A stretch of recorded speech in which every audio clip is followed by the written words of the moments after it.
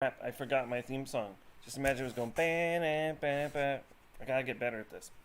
No, we've got some serious stuff today, kids. We're here, the sunny part of my house where I do my job from.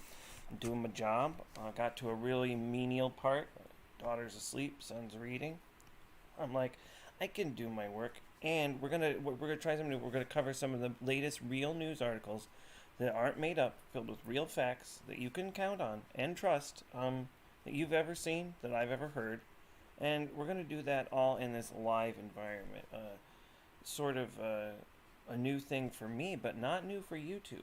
My understanding is that this is a popular format, so and I'm nothing if not chasing after popularity in all of its forms because I just that's why I'm a football playing, soap opera writing, action movie directing pop star who writes romance legal thrillers with a kind of historical paranormal edge. So, you know, things are going well for me. The chasing and popularity has worked out great, but there's one little sphere of popularity I've left underpopulated, and that is the doing saying the news on YouTube. Lord knows my other activities on YouTube are 100% successful across the board. I don't.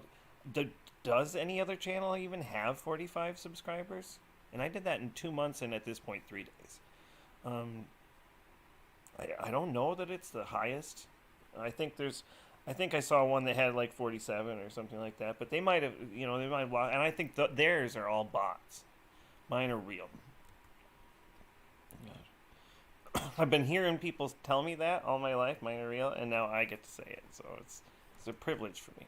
Okay, our first news article that is real comes from a source, and they claim that the capybara, which seems to be some kind of Mediterranean feral hog, is running loose and rampant in regions that it was never intended to be in. And I don't know who.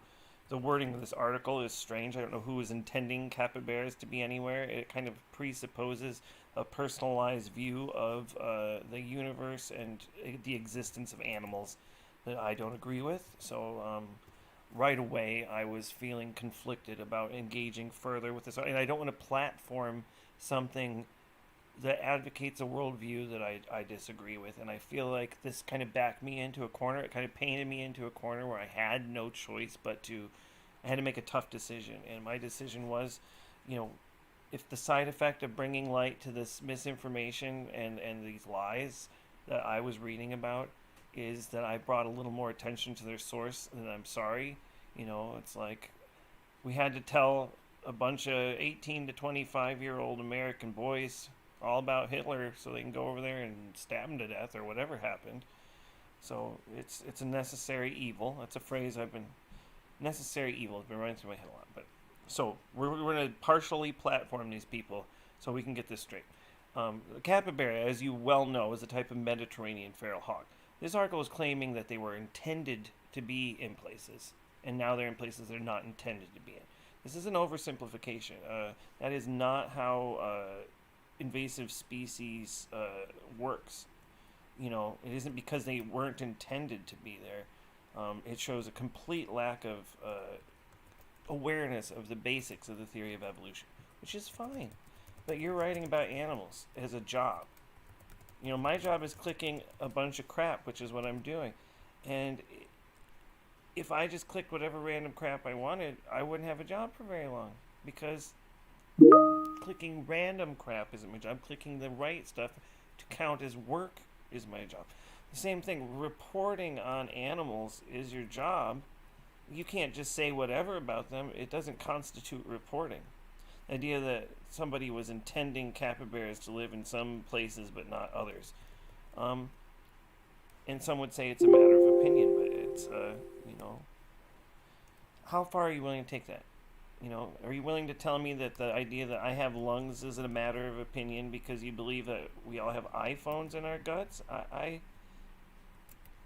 don't have to respect your beliefs if they're obviously stupid. And you're going to say, who gets to be the arbiter of what obviousness is? And here's the solution: individuals. If I think it's stupid, I get to feel that way. And if you think me thinking that is stupid, you get to feel that way. And as long as we don't attack each other with rakes, we're fine. So if we can put to one side the idea of the intentionality of the location of these animals, and more look at it from an impartial view, why are these feral hog capybaras not suited to non-Mediterranean climates where they've now been introduced, I'm assuming, by rich collectors of foreign animals?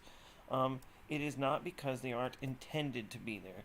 It is because, as a species introduced from an exogenous source outside of the closed ecosystem, the mismatch between the local available niches and the niche that the invading species occupies gives, in some instances, an invasive species an advantage. When it doesn't give the imposing species an advantage, we don't call it an invasive species. We say, oh, weird, a capybara made it out in the middle of the woods and died. They aren't invading anything. If you're crawling along starving and then slowly die a desiccated husk in the middle of nowhere, maybe you did invade. You're like, I'm going to invade Canada. And then you just crawl through the border and you're just in the woods and you don't know it, but you've crawled all the way to the northwestern territory or whatever it is. Territory if you're British. Um, sure, maybe in your mind you invaded Canada, but same with species. Only the ones that flourish are considered invasive species because the ones that just sort of go and fit into the environment are just considered species if they don't have a detrimental impact. And the ones that go and are like, oh my god, like a fly that accidentally gets between the storm window and the regular window and just buzzes around until they starve to death or are baked. That's kind of what unsuccessfully attempted invasive species is like. So it was very romantic. Anyway, now that we've broken that down, so what are the capybaras doing to these areas that are not the Mediterranean? Well, it's frankly staggering. They've denuded all the livestock. They have been feasting unchallenged on all small snails, which has collapsed the entire ecosystem of salt mines because that's how they used to test whether there was salt in the mines. They'd throw snails down it, and if they melted, they'd say fertile salt mining grounds. No more, no more. They can't do that because of the collapse in the snail population brought about by these feral hogs, which is definitely what capybaras are. They're most certainly from the Mediterranean, and so they're spreading to places like Sault Ste. Marie, Mackinac Island, Merrimack Caverns, just transforming the landscape. They're like those locust things from Jurassic World Dominion, only they eat biosyn crops too. So, while I object to the misinformation of the article implying that these capybaras, where they're geographically distributed, is an intentional act, it's like, hey, me living where I live is intentional because I moved here. Me being born where I was born wasn't intentional on my part. I was just there, okay? And it goes back, and your great great great great great great great great grandmother didn't know she was in the plains of wherever, and if she did, more power to her. She probably did. It was probably your great great great great great great great grandfather who needed he needed a map to find his own ass. I'm sorry, that guy was.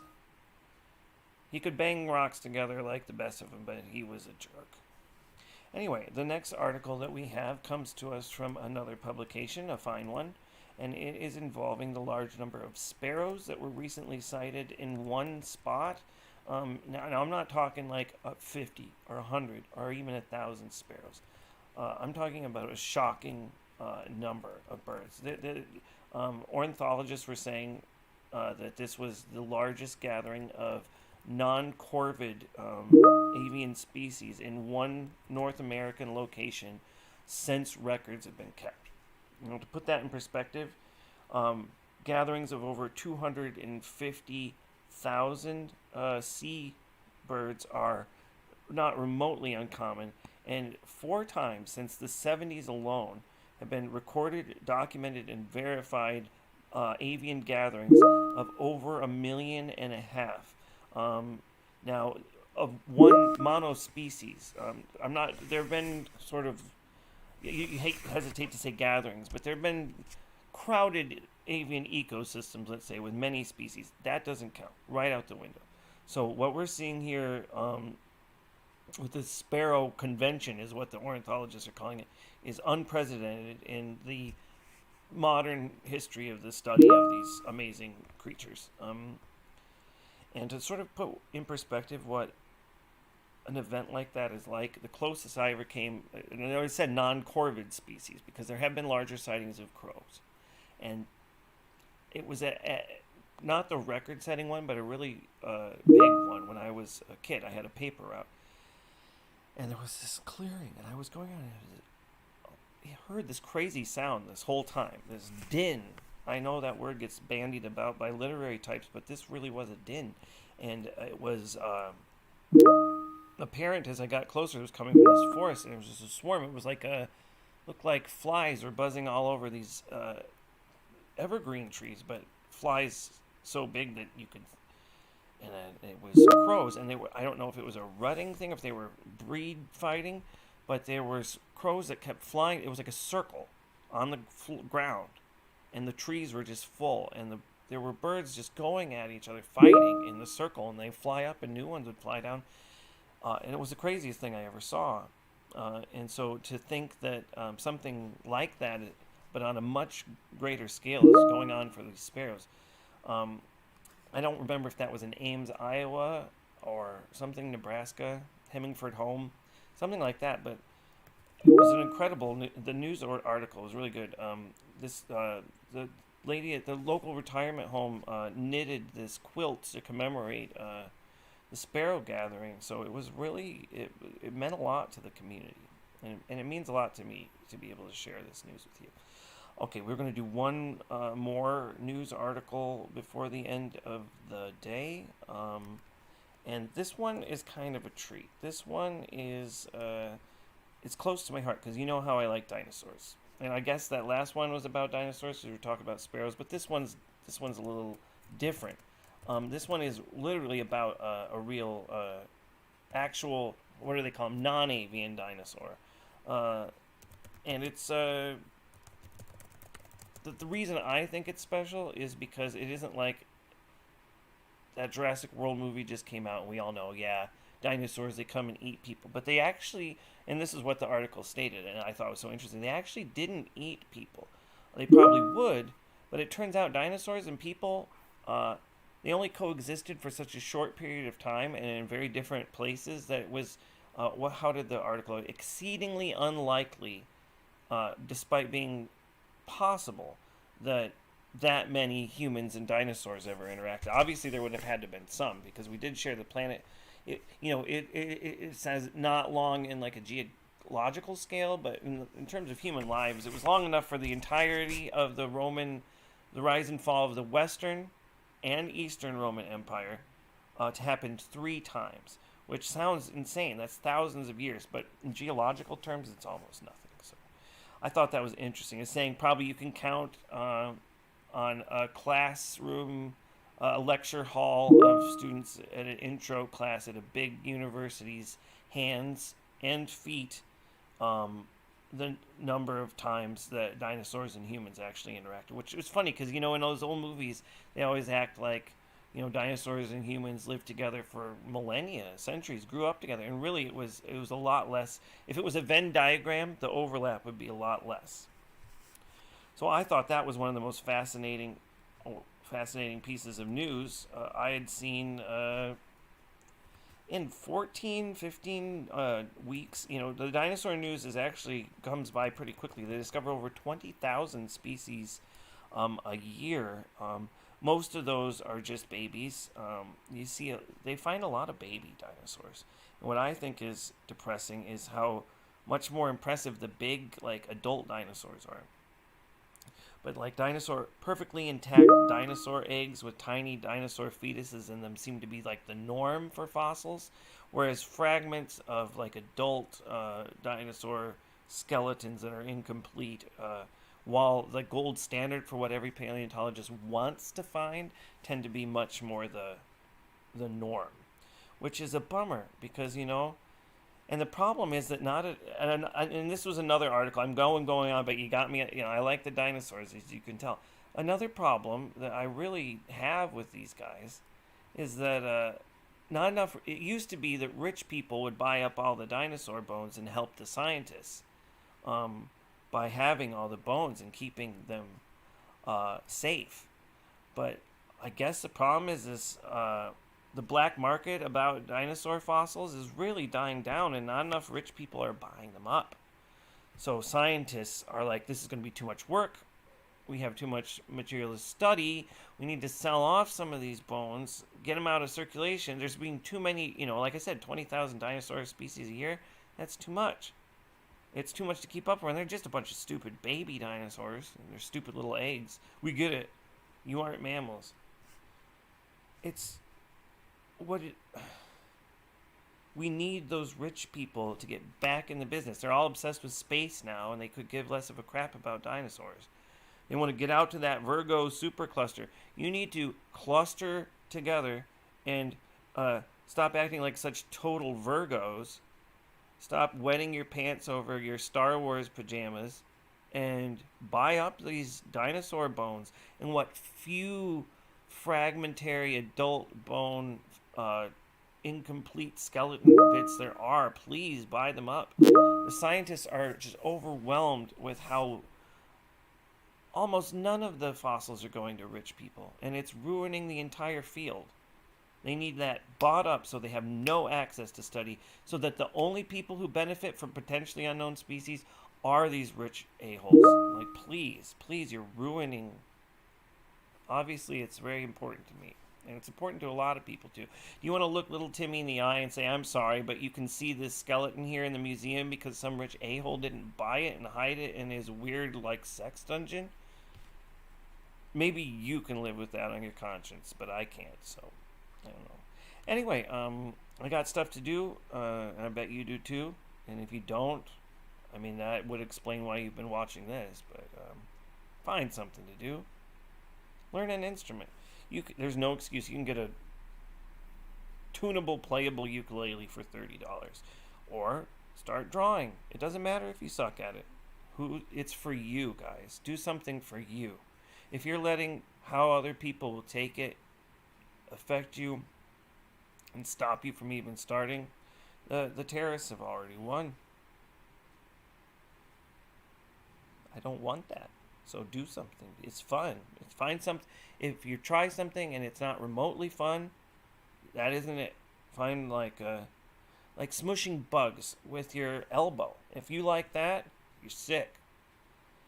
If what you do and you think it's fun and it's bad, I'm sorry I gave you this advice. If you're like, I found my passion.